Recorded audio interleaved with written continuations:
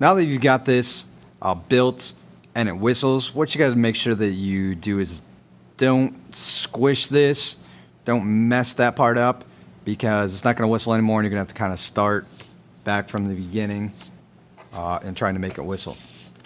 If you want to put holes in this so that you can change the sound of it, you really just got to drill a hole and kind of clean it out so that no clay is obstructing that hole.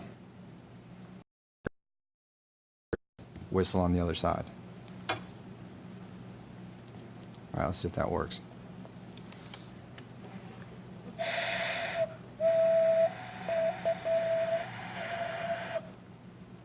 Sort of. It can be fixed. All right.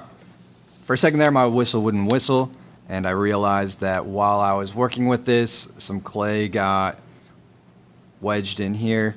I cleaned that out, and now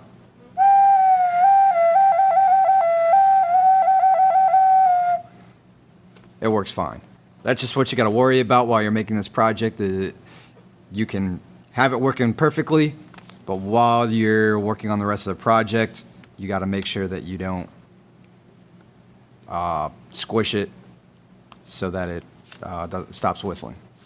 All right, next part from there is you're gonna start adding the different pieces to make your sculpture. For example, if I want to add an eyeball to this,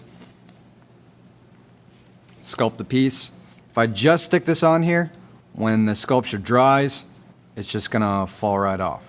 All right, remember, you have to score and slip everything that you want to attach to your project. So I'm gonna score this, which just means to scratch. I'm gonna score this. And then where these two pieces are going to be attached, I'm gonna take a little bit of slip, which is wet clay, smear it on, attach the two pieces, and really stick it together. All right, stick it together, smooth it out. This will do a couple of things. It'll make it so that this piece doesn't fall off your project. It'll also squeeze out air bubbles, which can expand in the kiln and make your piece blow apart.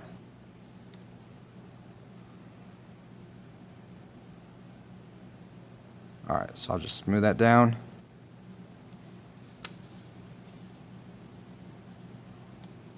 Get rid of all these creases. And then once you have the entire sculpture finished, let it dry. It's going to take a couple days to dry. Once it's dry, it'll be fired, and then you can glaze it, and we'll fire it a second time, and then your project will be